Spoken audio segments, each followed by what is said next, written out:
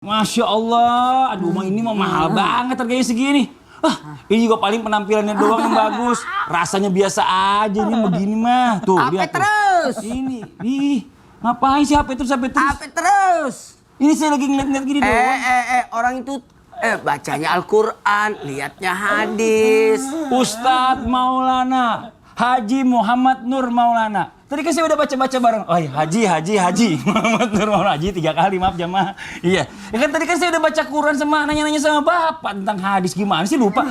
Faktor usia nggak bisa bohong. Ini alasan nih, ngeles aja ini.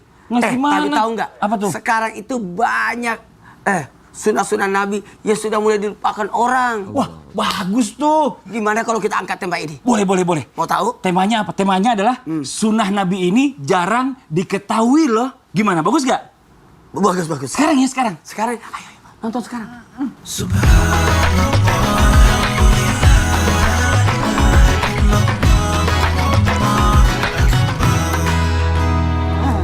A'udzubillahiminasyaitonirrajim. Bismillahirrahmanirrahim. Assalamualaikum warahmatullahi wabarakatuh.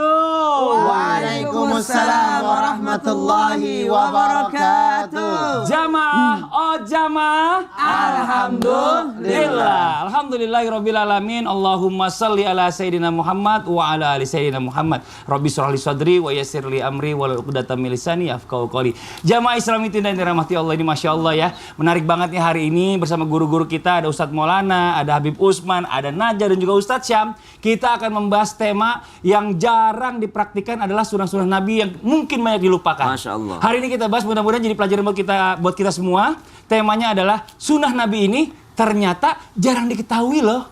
Wah, apa aja tuh? Yuk mulai nih ya. Kita ngobrol-ngobrol dulu sebelumnya sama ada Najah di sini. Ensiklopedia Quran. Masya Allah.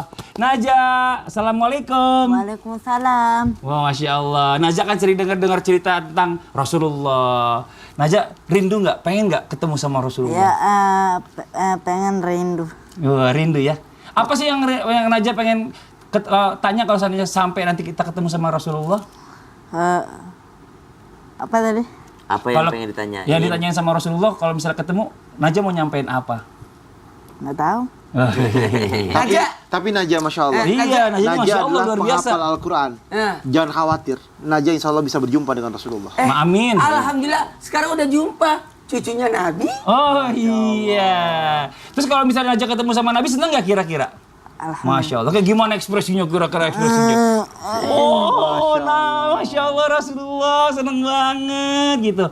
Nah ya, Masya Allah ya. Ini kita bicara masalah Karena ketemu Rasulullah ini. Betul. Iya. Dalam hadis dijelaskan, Iqra'ul Quran fa innahu ya'ti yaumil qiyamati syafi'an li ashabi. Masya Baca Allah. Al-Quran. Al-Quran nanti akan menolong kita bisa bertemu dengan Rasulullah dengan cara Al-Quran tersebut.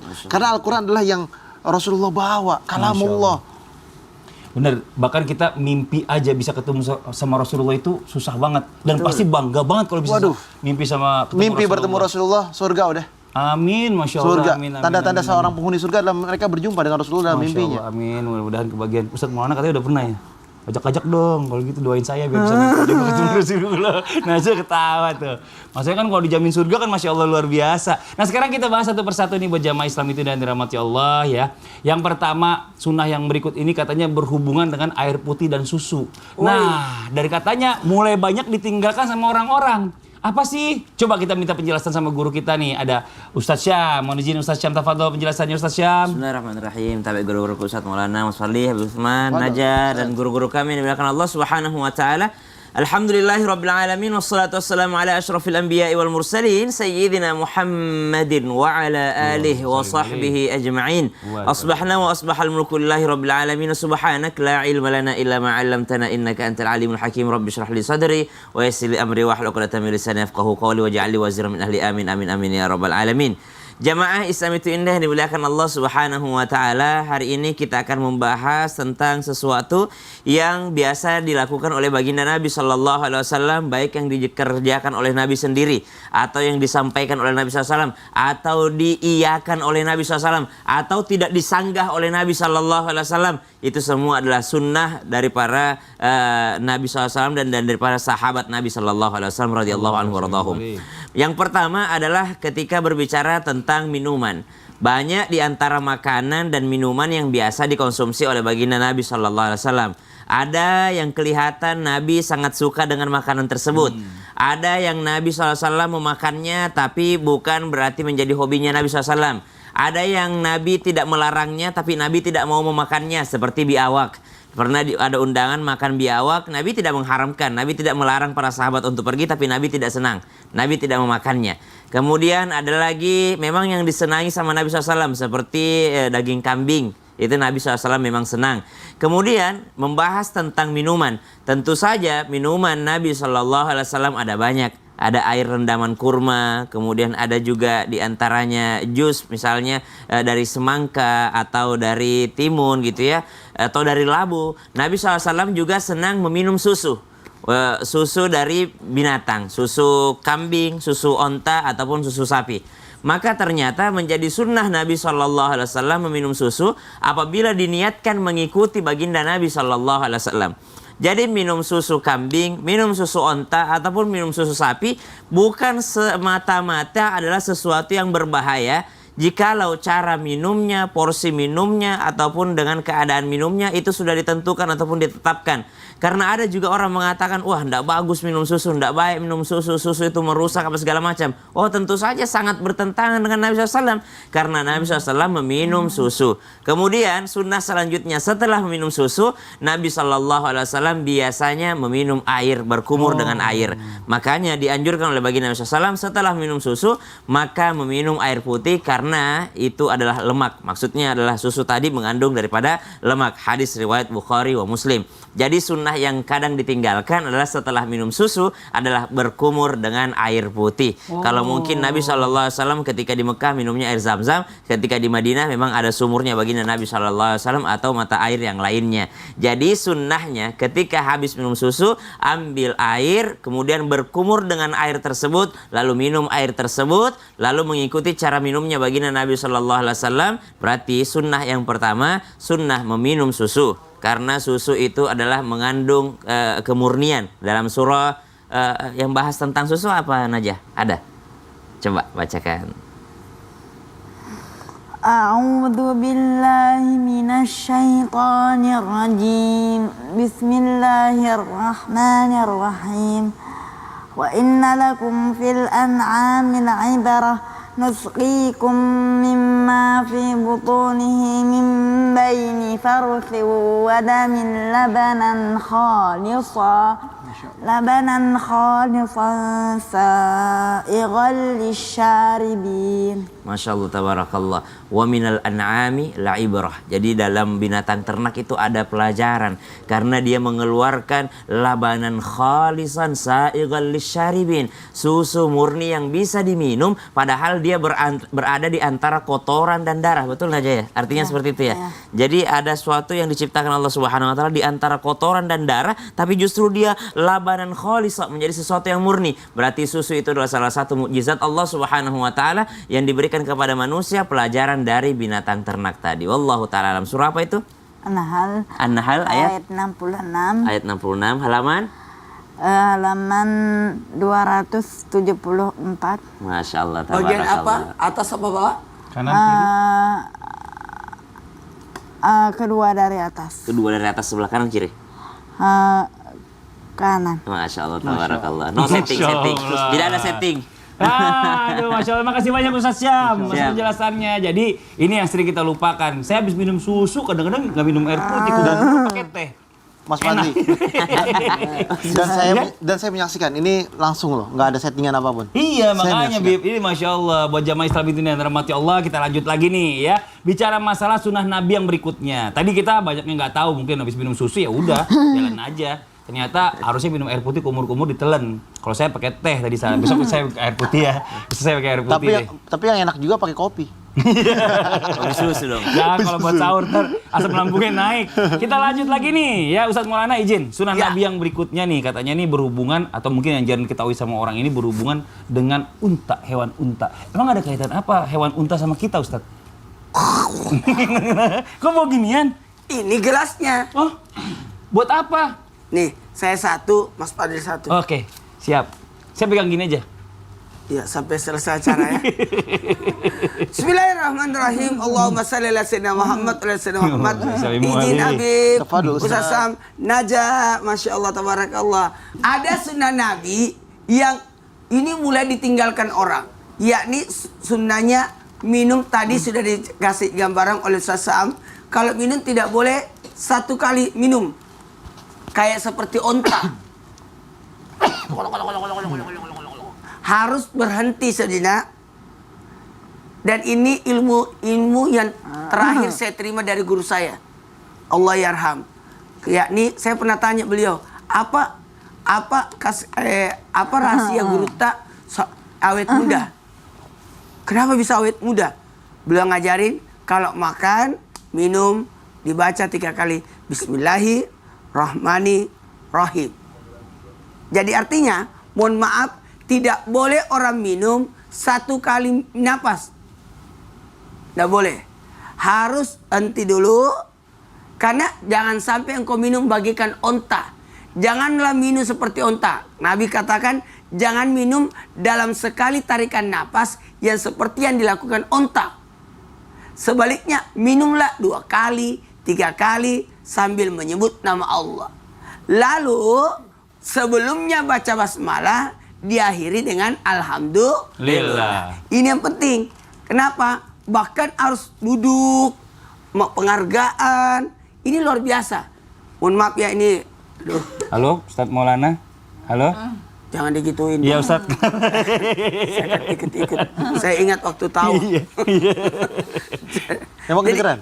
Kedengeran. Dulu pakai tali tapi. Benang. Pakai benang. Jadi, tapi direnggangkan. Jadi mohon izin kalau bisa, minumlah dengan cara duduk dengan menggunakan tangan kanan. Karena semua yang makan ataupun minum dengan menggunakan tangan kiri, itu sama dengan cara minumnya, makannya.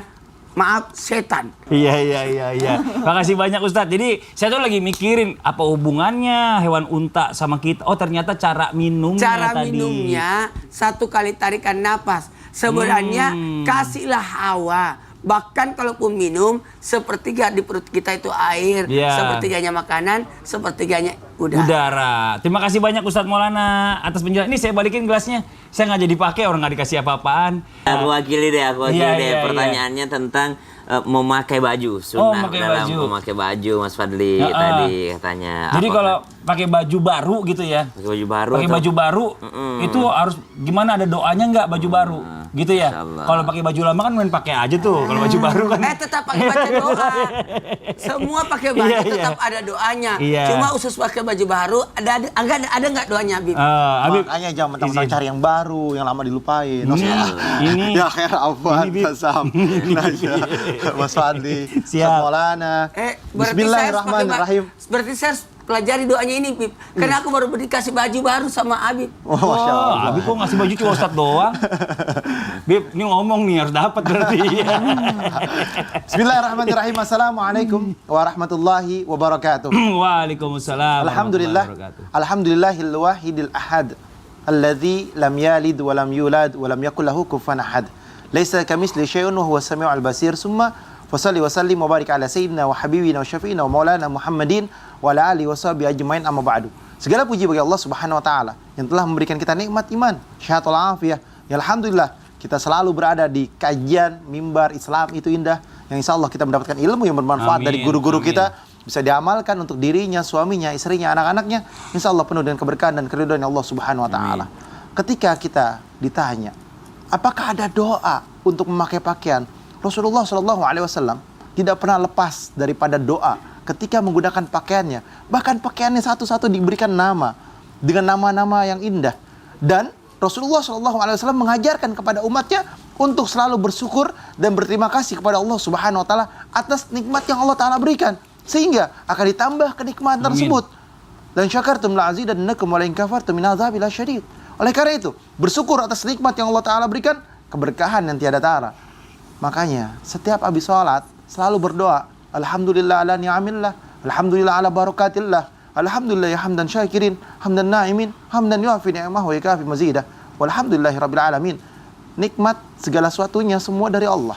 Oleh karena itu, pakai pakaian ada doanya, sehingga dengan kenikmatan tersebut Allah berikan kita keberkahan dan hidayah dari Allah Subhanahu wa taala untuk dalam kehidupan kita sehari-hari. Apa doanya? Ayo kita baca bareng-bareng yuk. Bareng-bareng kita baca, Bib. Bismillahirrahmanirrahim. Bismillahirrahmanirrahim. Allahumma lakal hamdu anta kasautanihi as'aluka min khairihi wa khairi ma suni'a lahu wa a'udzu bika min syarrihi wa syarri ma suni'a lahu.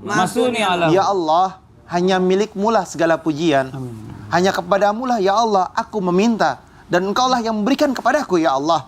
Aku mohon kepadamu ya Tuhanku. Amin. Agar memperoleh kebaikan-kebaikan dari setiap apa yang aku miliki. Amin. Pakaianku, barangku, bendaku dan lain sebagainya. Amin. Dan kebaikan semua ini ya Allah, Engkaulah yang menciptakannya. Karenamu lah aku dikasih. Karenamu lah Engkau memberikan kepadaku. Karena Engkaulah terjadilah muka bumi dan alam semesta ini. Karena keridhaan-Mu ya Allah. Ya Allah, aku berlindung kepadamu dari setiap kejahatan-kejahatan makhluk-makhluknya Allah.